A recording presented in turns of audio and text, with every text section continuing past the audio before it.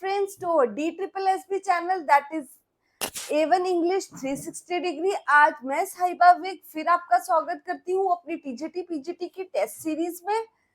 तो चलते हैं आज के अपने टेस्ट नंबर 23 जो कि प्रीवियस ईयर के क्वेश्चंस लेके आया है किसके, अर्नेस्ट हेमिंगवे के। चलते हैं अपने लेक्चर नंबर 1 की तरफ। Question 1, the old man and the sea recounts the adventures of what? जो old man and the sea work है ये रिकाउंट करता है क्या? एडवेंचर्स को। किसके एडवेंचर्स को? Adventures of Santiago, Santiago. Santiago कौन है? He is a Cuba man, he is a Cuban fisherman, Cuban fisherman. And he lives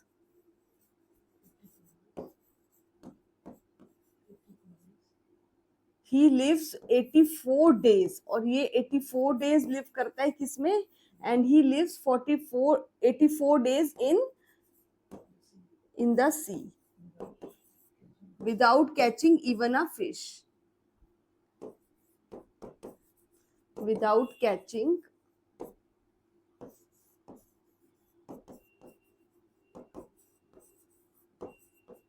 even a fish.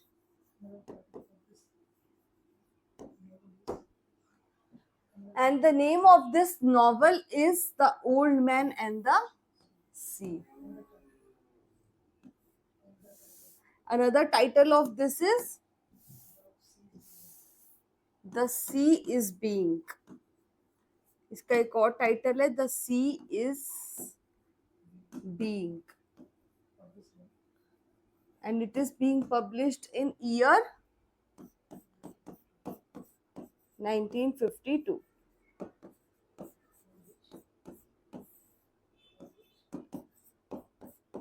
Published in year 1952, for which it got Pulitzer Prize in 1953 and Nobel Prize in 1954. So इसी work के लिए he got Pulitzer Prize. Pulitzer Prize इनको मिला है किसमें? 1953 में, and got Nobel Prize for this work in, Nobel prize कब मिला इस वर्क के लिए इनको? in 1954.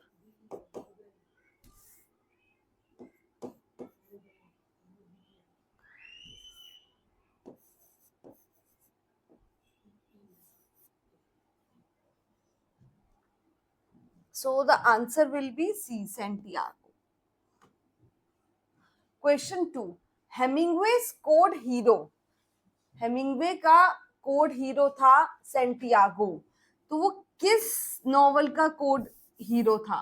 Santiago was the code hero of which work of Ernest Hemingway? So he was the code hero of old man and the sea. Old man and the sea का था जो कि पब्लिश्ड हुई थी 1952 में। Question 3, which was the first short story written by Ernest Hemingway? पहली short story कौन सी थी जो कि लिखी थी किसने? अर्नेस्ट हेमिंगवे ने। So it was up in Michigan is the first short story written by Ernest Hemingway. Question 4, at the start of the winter came the permanent rain, and with the rain caused the cholera. So at the start of the winter what came? Came the permanent rain, and with the rain caused the cholera. But it was checked, and in the end only 7,000 died of it in the army. In which novel do these lines occur? ये किस novel की lines हैं? A, Farewell to Arms. B, Torrents of Spring. C, For Which the Bell Tolls. D, None of the above. So it is A, Farewell to the Arms. Farewell to the Arms की lines है, and these lines are spoken by These lines are spoken by Lieutenant Frederick Henry.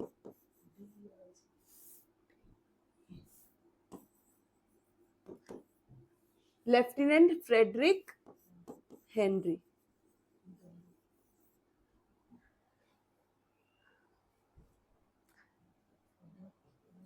And in this rain is called, इसमें rain को क्या कहा गया है?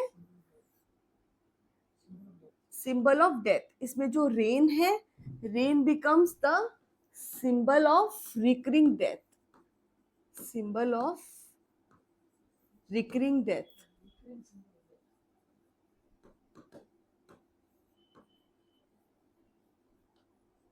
मौत का सिंबल बनती है. बिकॉज रेन के कारण क्या होता है? कॉलरा. एंड कॉलरा के कारण क्या होता है? डेथ्स होती हैं. So it becomes the reason for symbol form for recurring death. Question 5. In Hemingway's short story, The Capital of the World, Paco is diminutive of, means कि जो अर्नेस्ट हेमिंगवे है उनकी शॉर्ट स्टोरी है कौन सी? The capital of the world. उसमें Paco जो है इज डिमिन्यूटिव ऑफ. वो किसको रेफर करता है? ये शॉर्ट नेम पाको किसका नेम है? पाको. So Paco is the name of C. Francisco. Francisco का नेम है Paco. Question 6. Which of the following works is written by Ernest Hemingway? कौन सा इसमें से वर्क है जो कि अर्नेस्ट हेमिंगवे का वर्क है? तो सबसे पहले देखते हैं हम fable. So a fable is the work of. A fable किसका वर्क है? It is the work of La Fontaine. La Fontaine का वर्क है. Across the water, black water is the work of Mulk Raj Anand. ये मुल्कराज आनंद का वर्क है.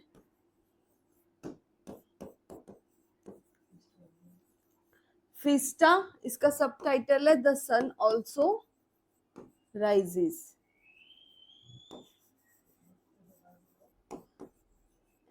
The sun also rises. And इसको क्या कहते हैं? The Bible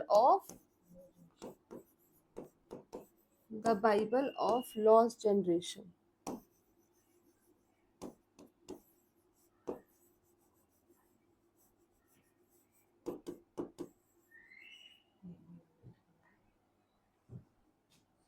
C. Fiesta, the sun also rises. Question 7. A Farewell to Arms by Ernest Hemingway is chiefly a story about dash in a realistic way. So, A Farewell to Arms जो है, it is the work by Ernest Hemingway. एक work है Ernest Hemingway का और ये chiefly एक story है. किसके बारे में स्टोरी है? About war and love. ये वॉर और लव की स्टोरी है. बिकॉज इन दिस जो अर्नेस्ट हेमिंगवे है वो खुद को रिप्रेजेंट, वो खुद की स्टोरी बताता है. Because he was also a ambulance driver. वो भी एक एम्बुलेंस ड्राइवर थे. और जो इसमें हीरो है यानी कि फ्रेडरिक, इसका हीरो जो है Frederic Henry, he is also a hero. He is also a ambulance driver. ये भी एम्बुलेंस ड्राइवर होता है.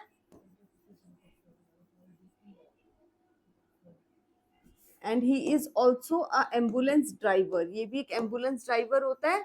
And he falls in love with a nurse. ये एक नर्स के साथ लव में फेल कर जाता है. जिस नर्स का नाम होता है कैथराइन.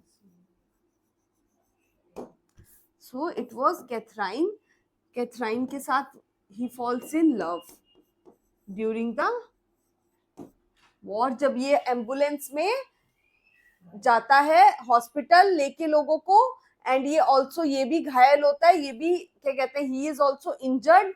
सो तब उसको ये नर्स मिलती है कैथराइन. और ये during the war he falls in love with Catherine. ये वॉर के दौरान ही प्यार में किसके पड़ जाता है, कैथराइन के।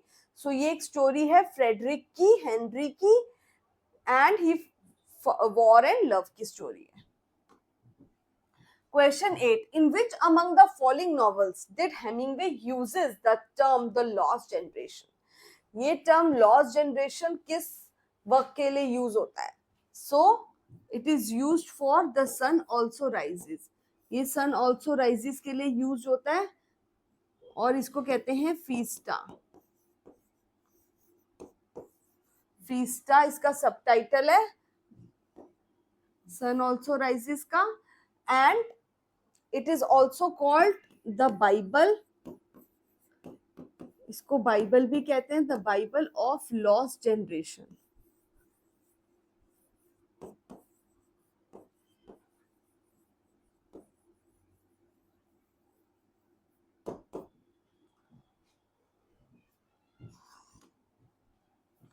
Question 9. The American baseball player who is Santiago's favourite.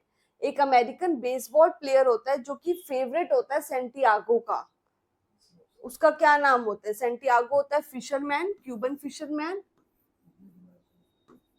He is a Cuban fisherman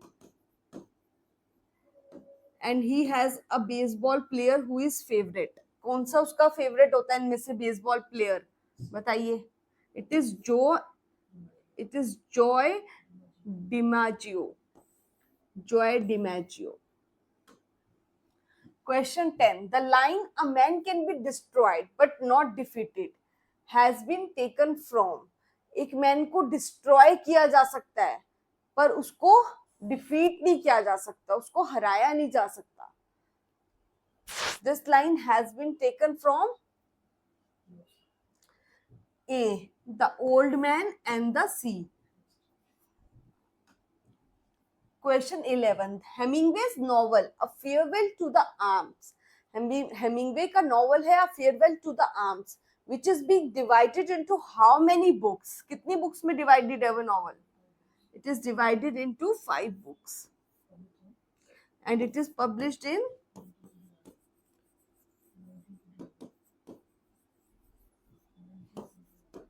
1929। Question 12. Ernest Hemingway was from which country? Ernest Hemingway किस कंट्री से थे? A. America, B. Ireland, C. England and D. Germany. So Ernest Hemingway was from America, ये America से belong करते थे। Question 13. When was the novel For Whom the Bell Tolls being published? ये novel कब publish हुई थी? For Whom the Bell Tolls। It is being published in 1940। Question 14.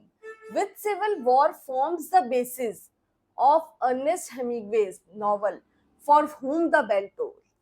So कौन सा ऐसा सिविल वॉर है जो कि बेस फॉर्म करता है किसकी? अर्नेस्ट हेमिंगवे की, इस नॉवल की।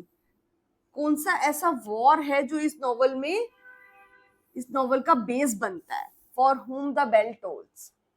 It is A. The Spanish Civil War। Question 15. Which character of Ernest Hemingway's novel For Whom the Bell Tolls says the following lines? I am for the Republic and Republic is the bridge। Ernest Hemingway का कौन सा character होता है जिसके लिए ये बात कही गई है? It is pillar. और पिलर कौन होती है? She is the wife of Pablo.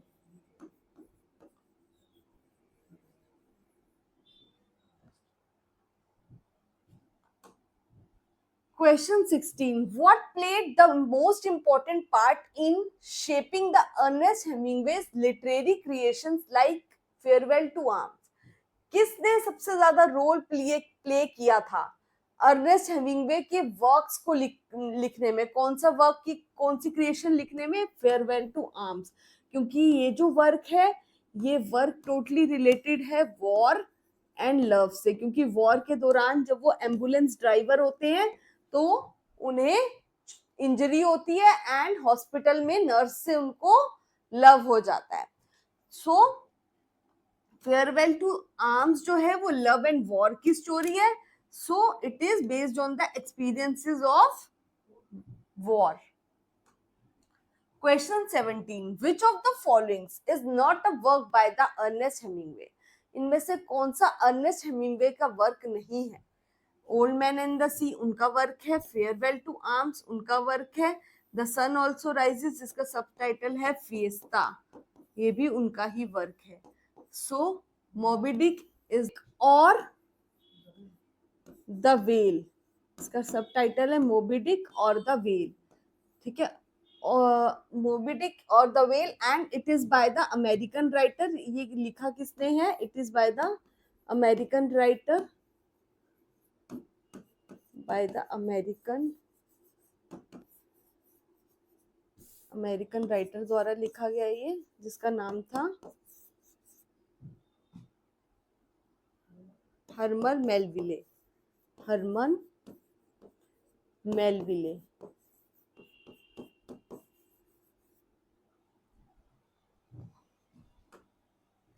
Question 18. Ernest Hemingway's For Whom the Bell Tolls is taken its title from Ernest Hemingway का वर्क है क्या? From For Whom the Bell Tolls is taken from For Whom the Bell Tolls. This title is taken from John Donne's poem. ये John dance की poem से लिया गया है title. And the name of the poem is Meditation. Meditation है इस poem का नाम. Meditation 17.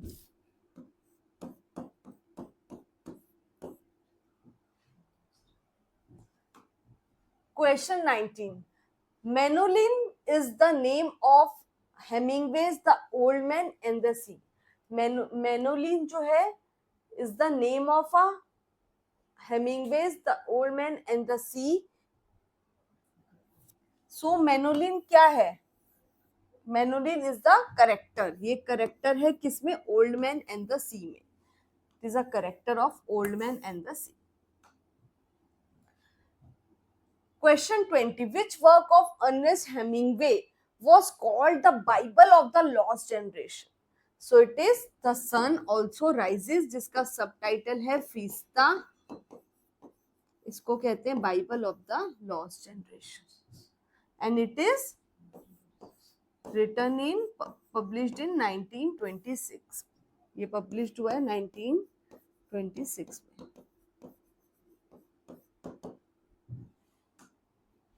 Question 21. The Old Man and the Sea fetch Nobel Prize for Ernest Hemingway. Old Man and the Sea ने Nobel Prize जीता था किसके लिए? Ernest Hemingway के लिए. So the protagonist in this Old Man and the Sea का protagonist कौन था? It was a Cuban fisherman. Question 22. What was Ernest Hemingway's role in the World War First?